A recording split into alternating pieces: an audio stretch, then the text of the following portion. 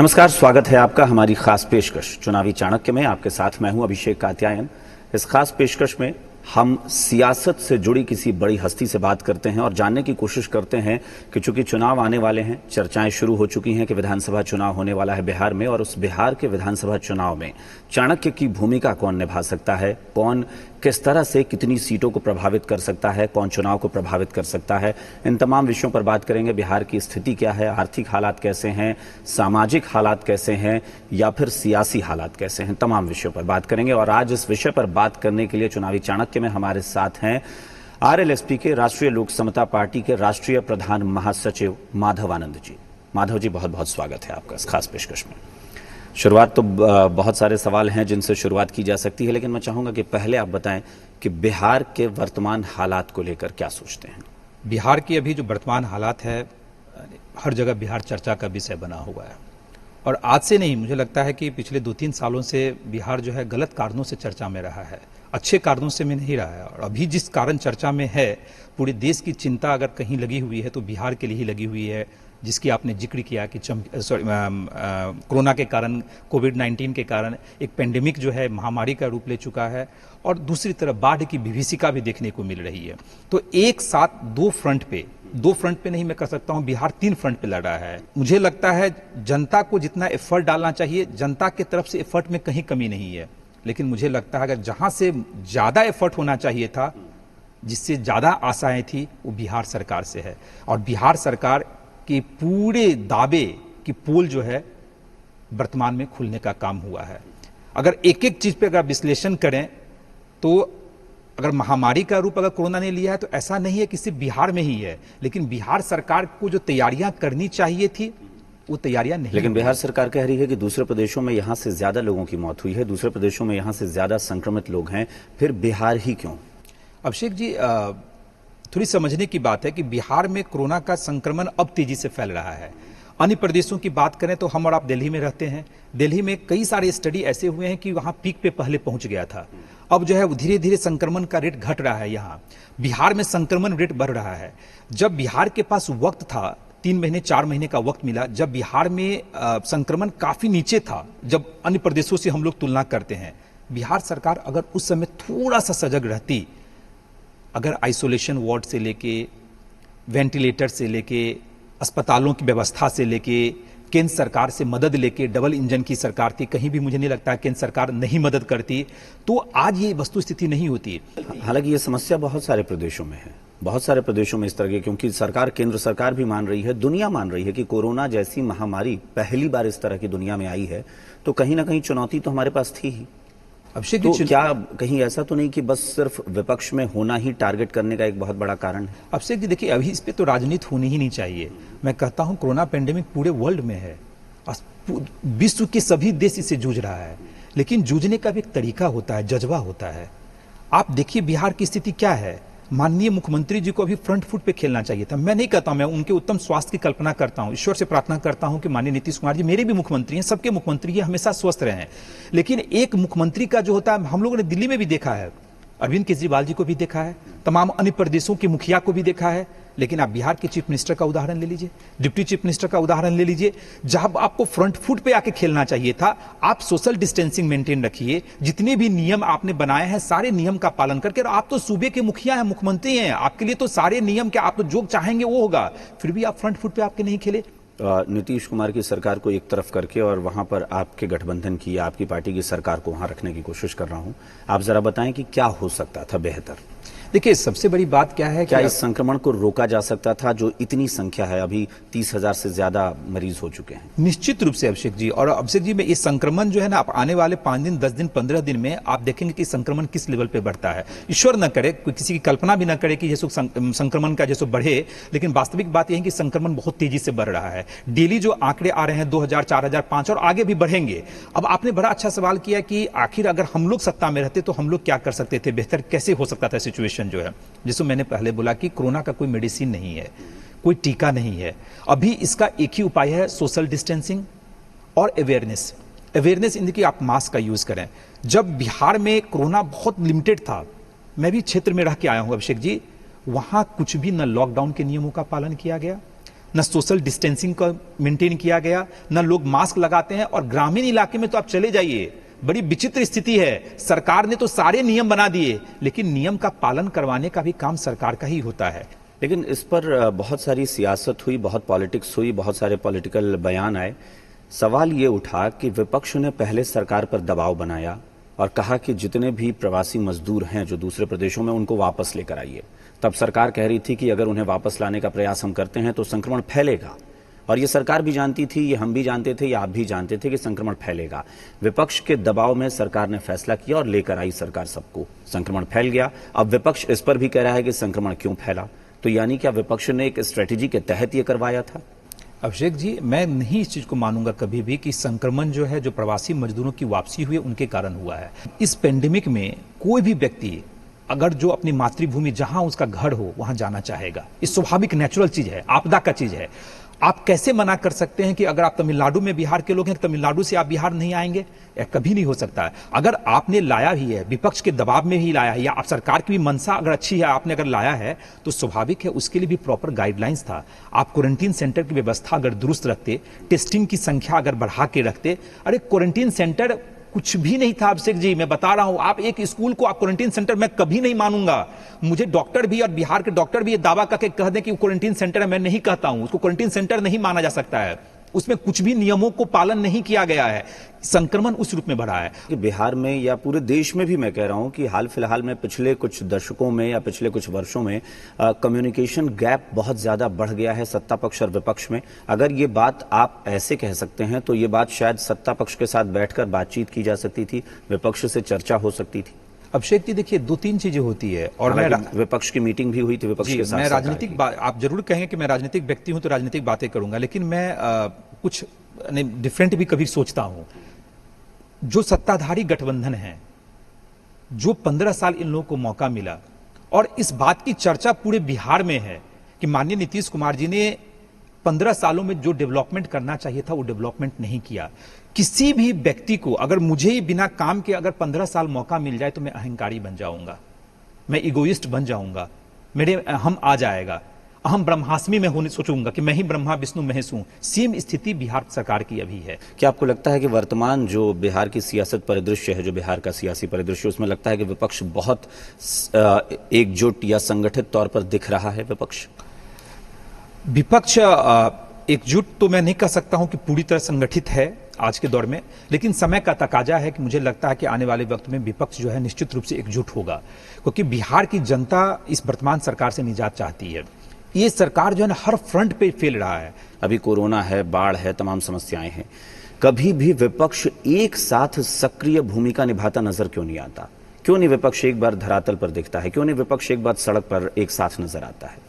एकदम आपका क्वेश्चन एकदम जायज है, और इसी का फायदा माननीय नीतीश कुमार को मिलता है। नीतीश कुमार जी को फायदा इसी का मिलता है। नहीं तो इसमें चिंता नीतीश कुमार को तो करनी नहीं है ना, वो तो खुश रहेंगे ना कि इसका फायदा उन्हें मिल रहा है। वही मैं बता रहा हूं कि अब वक्त आ गया है कि जितनी भी विपक्षी पार्टियां हैं, लाइक माइंडेड लोग हैं, लाइक माइंडेड पार्टियां हैं बिहार में, सबको एकजुट होना चाहिए। अगर नहीं आएंगे तो मुझे लगता है नीतीश जी किस्मत के धनी हैं, उनको निश्चित रूप से चौथी बार भी मौका मिल जाएगा। अगर मान लेते हैं कुछ देर के लिए कि नीतीश कुमार फिर से जीत जाते हैं चुनाव, आप क्या मानेंगे? देखिए, बहुत आपको क्या लगता है कि नीतीश कुमार बहुत अच्छा काम कर रहे हैं इसलिए जीत रहे हैं, पॉजिटिव वोट है, या आपको लगेगा कि विपक्ष के खिलाफ जनता है इसलिए? पहली बात देखिए कि जो नीतीश कुमार जी के अगेंस्ट में एंटी इनकम्बेंसी फैक्टर है वो बहुत ज्यादा बिहार में अभी हो चुका है। और चाहे वो पलायन की बात कर लें, रोजगार सृजन की बात कर लें, शिक्षा या तमाम तरह की रिपोर्टें, लॉ एंड ऑर्डर की बात कर लें, हर तरह की बात कर लें, उसके बावजूद भी अगर हम लोग जितने विपक्ष में हैं, अगर सब हम लोग एकजुट होकर चुनाव नहीं लड़ पाते हैं, वैसे मेरी पूरी इच्छा है और पूरी हम लोग की भी कोशिश है कि महागठबंधन एकजुट रहेगा और भी लोग इसमें जुड़ेंगे। अगर 1% आपकी बातों को मान लूं कि अगर एकजुट नहीं रह पाता है और हम लोग साथ में नहीं लड़ पाते हैं और नीतीश जी पुनः अगर मुख्यमंत्री बन जाते हैं, तो मुझे लगता है बिहार के लोगों के लिए दुर्भाग्य की ही बात होगी।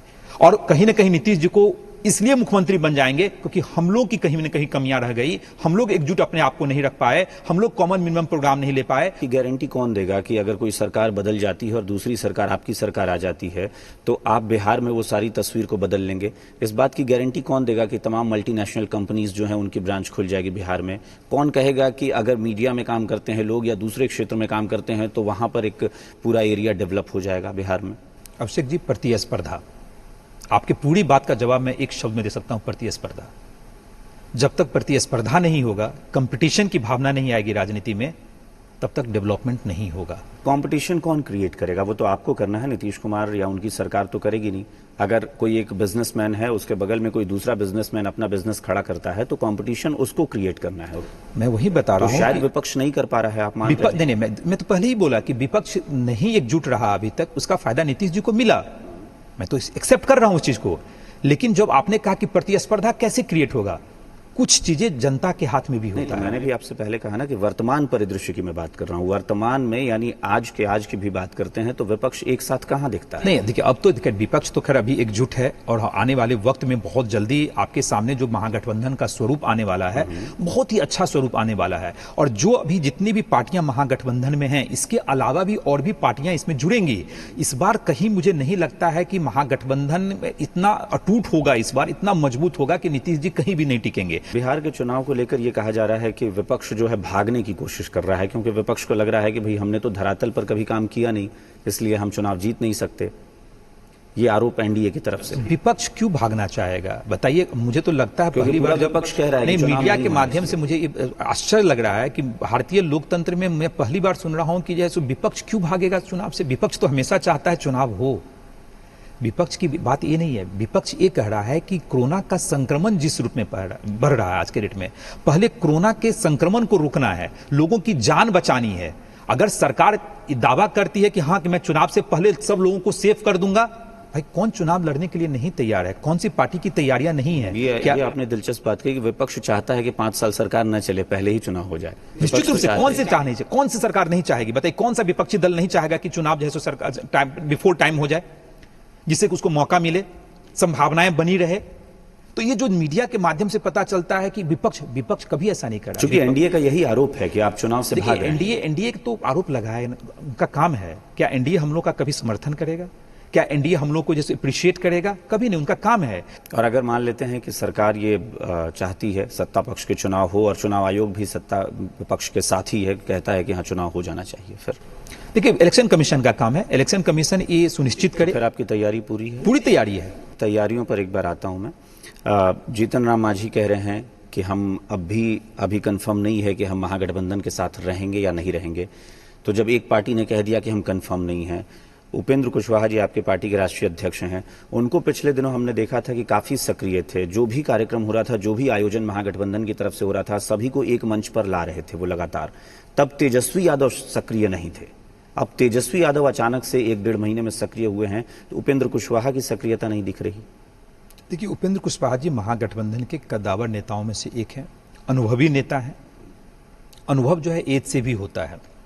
उनकी हमेशा से कोशिश रही है कि महागठबंधन हमेशा से एकजुट रहे।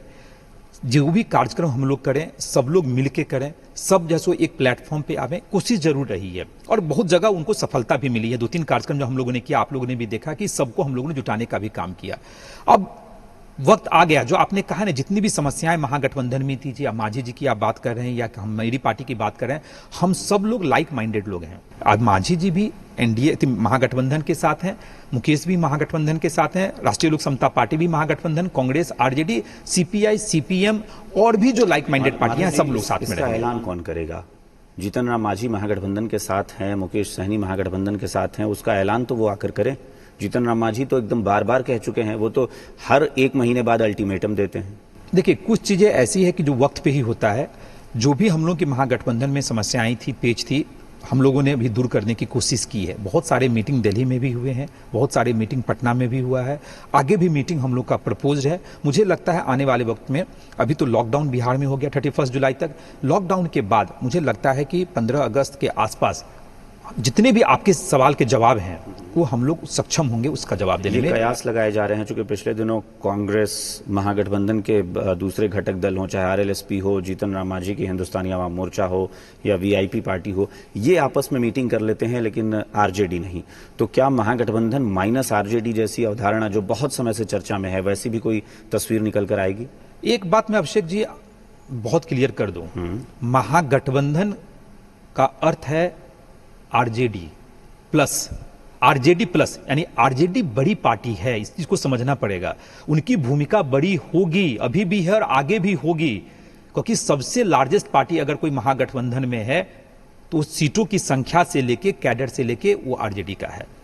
इस बात में कहीं भी कोई चर्चा का विषय ही नहीं रहा है कि महागठबंधन में आरजेडी माइनस और आरजेडी प्लस। आरजेडी प्लस की ही बात होगी, माइनस की बात कभी नहीं होगी। तो फिर आरजेडी का नेतृत्व स्वीकार करने में कहां दिक्कत है? देखिए, आरजेडी का नेतृत्व किसने कहा कि हम लोग स्वीकार नहीं करेंगे?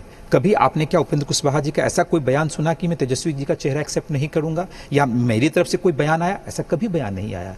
हम लोगों ने यही कहा कि जब महागठबंधन यानी परिवार के तरह है तो परिवार में कोई भी डिसीजन सामूहिक होना चाहिए। आरजेडी ने स्वतंत्र है, आरजेडी ने निर्णय लिया कि तेजस्वी यादव जी के चेहरे पे ही चुनाव लड़ा जाएगा, लेकिन उस निर्णय को हम लोग सर्वसम्मति से आपके सामने तो लाएंगे ना। हम लोग कौन सी प्रक्रिया की बात कर रहे हैं? उसी प्रक्रिया की बात कर रहे हैं। तो स्वाभाविक है अब वो वक्त आ गया है। कभी भी कोई भी, हम लोगों ने कभी नहीं बोला कि अगर आरजेडी साथ बैठने को तैयार नहीं है तो आप लोग अपने अपने स्तर पर कह सकते हैं कि तेजस्वी यादव हमारे मुख्यमंत्री के चेहरा है, हमें कोई दिक्कत नहीं है। इस बात क्योंकि आरजेडी तो बैठने को तैयार नहीं है। आपको कैसे पता कि आरजेडी नहीं बैठता है? आरजेडी से क्या हम लोग की वार्तालाप नहीं होती है? ऐसे तो है नहीं। मैं भी तेजस्वी जी के टच में रहता हूँ, जगदा बाबू के टच में रहता हूं जो प्रदेश अध्यक्ष हो सकता है। व्यक्तिगत तौर पर नहीं, व्यक्तिगत तौर पे नहीं। हम लोगों ने भी कमेटी बनाई है। आपने देखा होगा कि जीतन राम मांझी की पार्टी में बार-बार जिक्र इसलिए कर रहा हूं कि महागठबंधन या किसी भी घटक दल ने एक भी छेद अगर किया उस नाव में तो वो नाव डूबना तय है।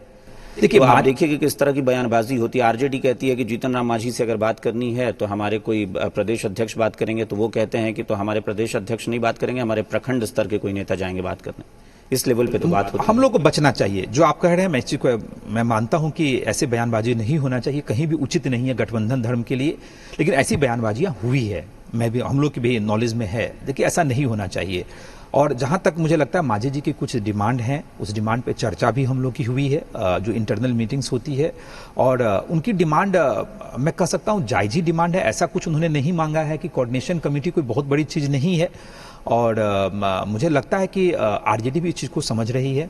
आरजेडी बड़ी पार्टी है, उनकी भूमिका बड़ी है। तेजस्वी जी बड़े नेता हैं, विपक्ष के नेता हैं, हम सब लोगों के नेता हैं। और कोई भी पार्टी ऐसा नहीं कही है कि तेजस्वी यादव में सारी खूबियां हैं, क्यों नहीं बन सकते हैं मुख्यमंत्री, लेकिन एक प्लेटफॉर्म पे बैठा के सबको आम निर्णय से सहमति की जरूरत है।